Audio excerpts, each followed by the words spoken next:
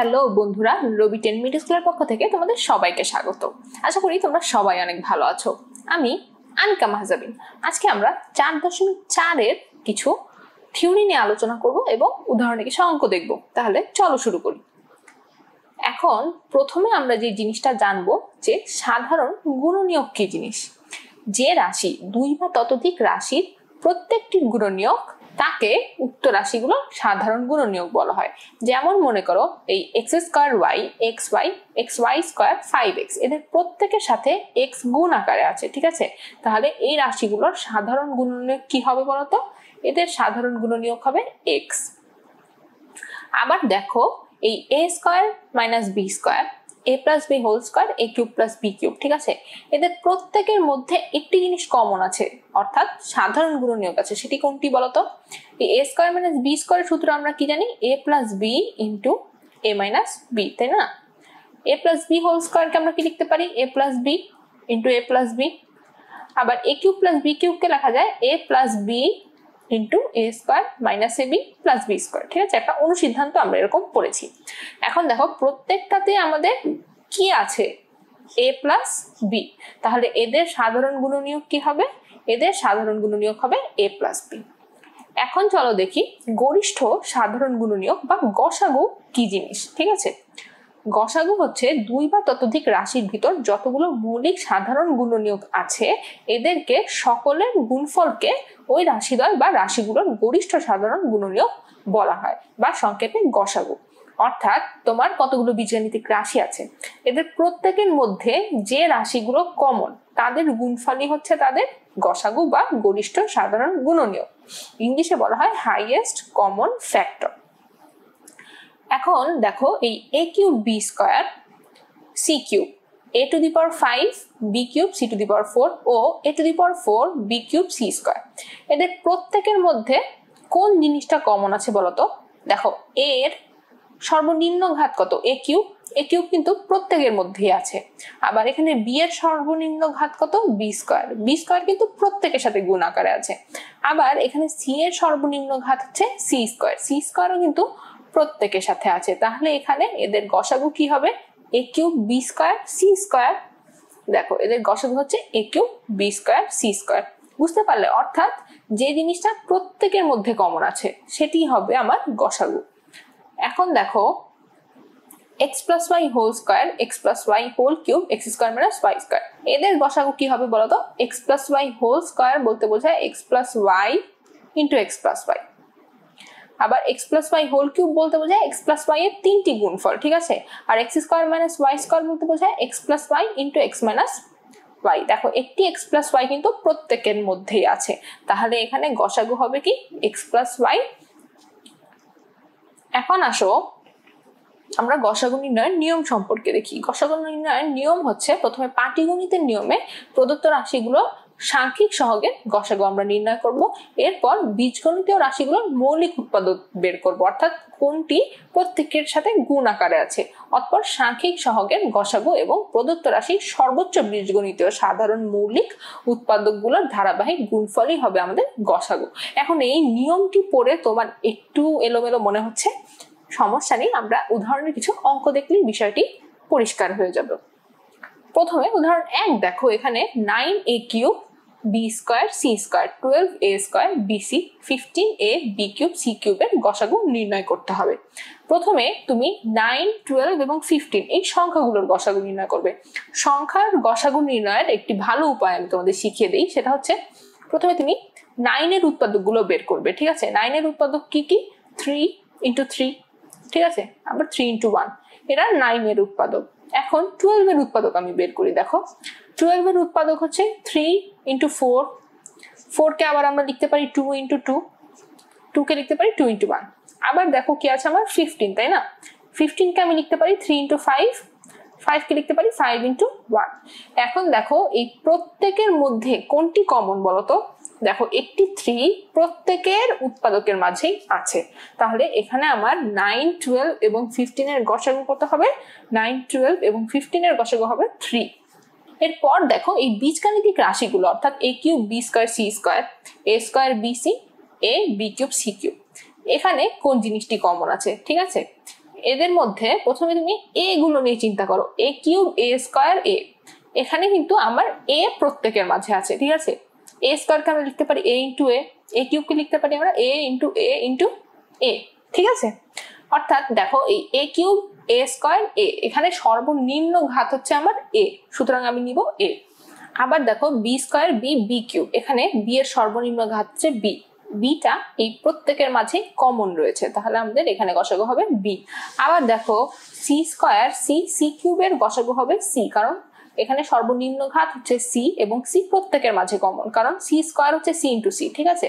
আবার C cube হচ্ছে C into C, একটা সি কিন্তু আমার প্রত্যেকের মাঝেই কমন রয়েছে, তো আমরা গসাগুর ক্ষেত্রে যেটা প্রত্যেকটি রাশির মাঝে কমন সেটিকে নিব, ঠিক আছে।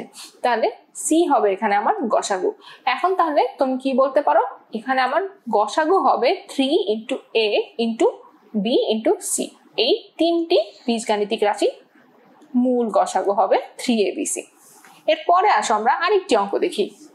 উদাহরণ 2 এর ক্ষেত্রে দেখো x cube minus 2x square minus 4 xy minus 2y, এই তিনটি বীজগাণিতিক রাশির গসাগু নির্ণয় করতে হবে। এখানে প্রথম রাশি দেখো X square minus 2x square, এখান থেকে তুমি এক্স স্কয়ার কমন নিলে আমরা লিখতে পারি x square into x minus 2। আবার দেখো এই দ্বিতীয় রাশি এক্স স্কয়ার মাইনাস 4 কে আমরা লিখতে পারি কি বলতো x plus 2 into x minus 2, এটাকে আমরা কোন সূত্রে নিয়েছি, এ স্কয়ার মাইনাস বি স্কয়ারের সূত্রে, অর্থাৎ এই 4 কে আমরা 2 হোল স্কয়ার হিসেবে লিখেছি। প্রথমে আমরা যেটা করবো আমাদের রাশিগুলোকে উৎপাদকে বিশ্লেষণ করব, ঠিক আছে। তৃতীয় রাশি দেখো আমাদের xy মাইনাস 2y, এখান থেকে y কমন নিলে আমরা লিখতে পারি y ইন্টু এক্স মাইনাস 2। এখন দেখো এই তিনটি রাশির মধ্যেই কোন জিনিসটা কমন, তিনটি রাশির মধ্যেই আছে আমার কি একটি এক্স মাইনাস 2, তাহলে এই তিনটি বীজগাণিতিক রাশির আমার সাধারণ উৎপাদক হচ্ছে এক্স মাইনাস 2, সুতরাং আমার গসাগু হবে এক্স মাইনাস 2। এর পরের অঙ্কটি দেখো উদাহরণ 3, ঠিক আছে। এখানেও আমাকে তিনটি বীজগাণিতিক রাশি দিয়ে এদের গসাগু নির্ণয় করতে বলেছে। এখন এখানে প্রথম রাশিটি দেখো X square Y into X cube minus Y cube, এখানে তুমি এক্স কিউব মাইনাস ওয়াই কিউবকে কিন্তু একটি সূত্র করতে পারো, সেটা হচ্ছে X minus Y into x square plus x Y plus Y square. এরপর দ্বিতীয় রাশি দেখো X square Y square into X to the power 4 plus X square Y square plus Y to the power 4। এখানে আমরা কি করতে পারি, এখানে এই রাশিটি লক্ষ্য করো, এটিকে কিন্তু আমরা একটি সূত্র করতে পারি। কোন সূত্র, এখানে দেখো তুমি যদি এই এক্স স্কয়ার ওয়াই স্কয়ারকে 2x স্কয়ার ওয়াই স্কয়ার লিখো, ঠিক আছে, একটি এক্স স্কয়ার ওয়াই স্কয়ার আমি অতিরিক্ত লিখলাম, লিখে এর সাথে আবার বিয়োগ করে দিলাম, ঠিক আছে। তাহলে দেখো এই প্রথম তিনটি যে পদ, ঠিক আছে, X to the power 4 plus 2x square Y square plus Y to the power 4, এখান থেকে কিন্তু আমরা a প্লাস বি হোল স্কয়ারের সূত্র করতে পারি, ঠিক আছে। তো এখান থেকে আমি কি পেলাম, এখান থেকে আমি পেলাম X square plus Y square whole square, আর এদিকে আমি বিয়োগ করেছিলাম কি একটি এক্স স্কয়ার ওয়াই স্কয়ার, যেটাকে আমরা লিখতে পারি এক্স ওয়াই হোল স্কয়ার আকারে। এটা আবার দেখো আমার এ স্কয়ার মাইনাস বি স্কয়ারের অবস্থায় চলে গেল। এখান থেকে কিন্তু আবার আমি আমার উৎপাদকের সূত্র করতে পারি, অর্থাৎ X square plus x Y plus Y square into x square minus X Y plus Y square. এরপর আমার তৃতীয় রাশিটি দেখো, তৃতীয় রাশি হচ্ছে X cube Y square plus X square Y cube plus x Y to the power 4। এই তিনটি রাশি থেকে তুমি যদি এক্স ওয়াই স্কয়ার কমন নাও তাহলে তোমার কি থাকে দেখো তো, তাহলে তোমার থাকে হচ্ছে x square plus x Y plus Y square. এখন তুমি তিনটি বীজগাণিতিক পদে যদি দেখো এই x square plus x Y plus Y square, এটা কিন্তু আগের দুটি রাশিতেও ছিল। দেখো এখানেও আমার একটি x square plus x Y plus Y square আছে, এখানেও আমার একটি x square plus x Y plus Y square আছে। আবার একটা এক্স এবং একটা ওয়াই কিন্তু তিনটি রাশিতেই গুণ আকারে আছে। এখানে দেখো আমার আছে এক্স ওয়াই স্কয়ার, এই দ্বিতীয় রাশিতে আছে এক্স স্কয়ার ওয়াই স্কয়ার, এবং এই প্রথম রাশিতে আছে এক্স স্কয়ার ওয়াই, ঠিক আছে। ওয়াই এর সবচেয়ে নিম্ন ঘাত হচ্ছে ওয়াই টু দি পাওয়ার 1, এবং শেষটাতে দেখো এক্স এর সবচেয়ে নিম্ন ঘাত হচ্ছে এক্স টু দি পাওয়ার 1। যেহেতু এক্স এবং ওয়াই এর এক ঘাত সম্পন্ন রাশি প্রত্যেকটাতেই গুণ আকারে আছে, সুতরাং আমাদের সাধারণ উৎপাদক হবে x into y into x square plus x Y plus Y square. আশা করি গসাগুর ব্যাপারটা তোমরা বুঝতে পেরেছো। এই কাজের অঙ্কগুলো করলে জিনিসটা তোমাদের কাছে আরো পরিষ্কার হবে। এরপরে আসো আমরা সাধারণ গুণিতক কি জিনিস সেটা নিয়ে আলোচনা করব। সাধারণ গুণিতক বলতে বোঝায় কোনো একটি রাশি অপর দুই বা ততোধিক রাশি দ্বারা নিঃশেষে বিভাজ্য হলে ভাজ্যকে ভাজকদ্বয় বা ভাজকগুলোর সাধারণ গুণিতক বলে। ঠিক আছে, একটা উদাহরণ দিই, দেখো মনে করো a square b square c এই রাশিটি a b c, অথবা মনে করো a b b c c a square b a b square a square c b square c প্রত্যেকটি রাশি দ্বারাই কিন্তু বিভাজ্য। সুতরাং এই a square b square c রাশিটি এই a b c বা যতগুলো রাশির কথা বললাম এগুলোর সাধারণ গুণিতক। ঠিক আছে, কারণ দেখো তুমি a square b square c K a দিয়ে ভাগ দিতে পারো, এটা একটা নিঃশেষে বিভাজ্য হবে, এখানে কোনো ভাগশেষ থাকবে না। আবার দেখো a square b square c এই a square b a b square a c square b square c প্রত্যেকটি দ্বারাই কিন্তু নিঃশেষে বিভাজ্য, এখানে কোনো ভাগশেষ থাকার প্রশ্নই আসে না। যেমন মনে করো 49 কে যদি তুমি 7 দিয়ে ভাগ করো সেই ক্ষেত্রে আমরা কিন্তু কোনো ভাগশেষ পাই না, ভাগশেষ থাকে 0, কারণ 7 × 7 হচ্ছে তোমার 49। ঠিক আছে, কিন্তু 48 কে যদি তুমি 7 দিয়ে ভাগ করো সেই ক্ষেত্রে কিন্তু একটা ভাগশেষ থেকে যাবে। ঠিক আছে, মনে করো 6 × 7 হচ্ছে 42, সেই ক্ষেত্রে আমার ভাগশেষ কত থাকবে, ভাগশেষ থেকে যাবে আবার 6। কিন্তু এই মনে করো 7 × 7 49, এই ক্ষেত্রে 49 কে যদি 7 দিয়ে ভাগ করি কোনো ভাগশেষ থাকবে না। ঠিক তেমনি ভাবে a square b square c কে এই রাশিগুলো দ্বারা অর্থাৎ এই প্রত্যেকটি রাশি দ্বারা যদি ভাগ করা হয় তাহলে আমরা কোনো ভাগশেষ পাবো না, নিঃশেষে বিভাজ্য হবে। সুতরাং এই a square b square c রাশিটি এই রাশিগুলোর সাধারণ গুণিতক। এখন মনে করো a plus b whole square into a minus b এই রাশিটি a plus b whole square আবার a square minus b square এই তিনটি রাশিরই সাধারণ গুণিতক, কারণ a plus b whole square into a minus b রাশিটি এই প্রত্যেকটি রাশি দ্বারা বিভাজ্য। এখন আমরা দেখি যে আমাদের লঘিষ্ঠ সাধারণ গুণিতক কাকে বলে। ঠিক আছে, লঘিষ্ঠ সাধারণ গুণিতক হচ্ছে দুই বা ততোধিক রাশির সম্ভাব্য সকল উৎপাদকের সর্বোচ্চ ঘাতের গুণফল। ঠিক আছে, এখন দেখো গসাগুর ক্ষেত্রে আমরা যে জিনিসটা দেখেছিলাম যে আমাদের যতগুলো উৎপাদক আমরা পেতাম, যে রাশিগুলো আমাদেরকে দিত সেগুলোর যে উৎপাদকগুলো আমরা পেতাম সেখানে যেটা কমন সেটা আমরা শুধু নিচ্ছি। এই ক্ষেত্রে আমরা যেটা করব এখানে শুধু কমনটা না, এখানে প্রত্যেকটার মধ্যে যেটা সর্বোচ্চ ঠিক আছে সেটা আমরা বাছাই করব। আবার এমন উৎপাদক আমরা নিব যেটা প্রত্যেকের মধ্যে নাই, ঠিক আছে, সেটাও কিন্তু আমরা নিব। এখন লঘিষ্ঠ সাধারণ গুণনীয়কের ক্ষেত্রে তুমি দেখো এই x square y square z রাশিটি x square y z xy square ও xyz এই তিনটি রাশির লসাগু। এখন দেখো এখানে এই তিনটি রাশি xyz এই তিনটি রাশির মধ্যে x এর সর্বোচ্চ ঘাত আছে কত, x স্কয়ার, এজন্য আমরা নিয়েছি x স্কয়ার। y এর সর্বোচ্চ ঘাত আছে হচ্ছে y স্কয়ার, এজন্য আমরা নিয়েছি y স্কয়ার। z এর সর্বোচ্চ ঘাত z, এজন্য আমরা নিয়েছি z। দেখো এই মাঝের রাশিতে কিন্তু z নেই, তাও আমরা z নিয়েছি। ঠিক আছে, এরপর দেখো a plus B whole square into a minus B রাশিটি a plus B whole square a square minus B square এই তিনটি রাশির লসাগু। এখন দেখো এই তিনটি রাশিতে আমার কি কি আছে, এই তিনটি রাশিতে কিন্তু আমার a প্লাস বি এর সর্বোচ্চ ঘাত কত 2, এজন্য আমি কি নিয়েছি a plus B whole square. আবার দেখো এই a square minus B square বলতে বোঝায় a plus B into a minus B.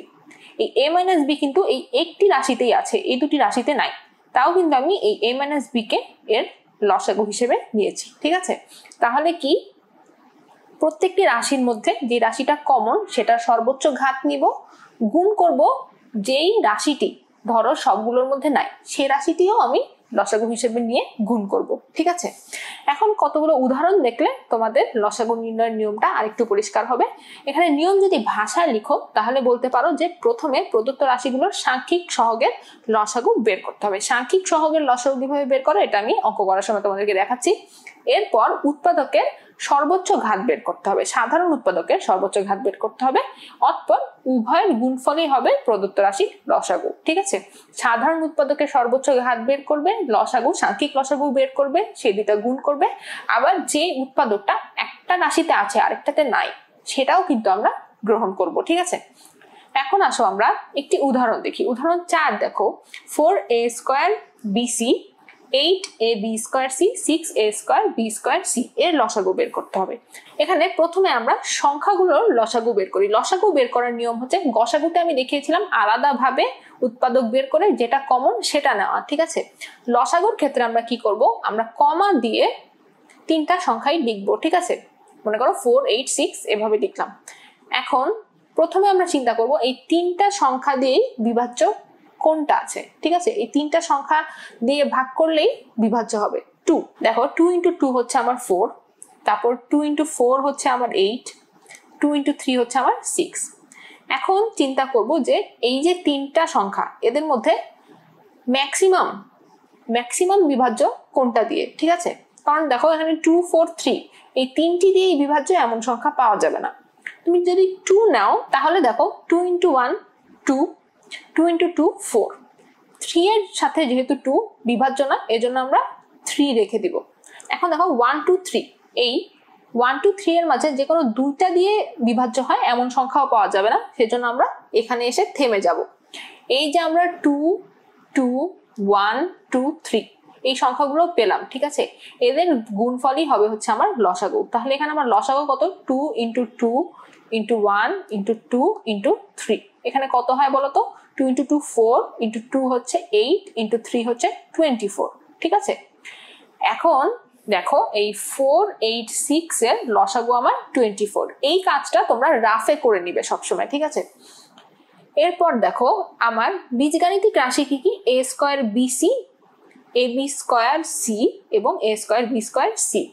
এখানে সর্বোচ্চ ঘাতের উৎপাদক কি কি আছে দেখো।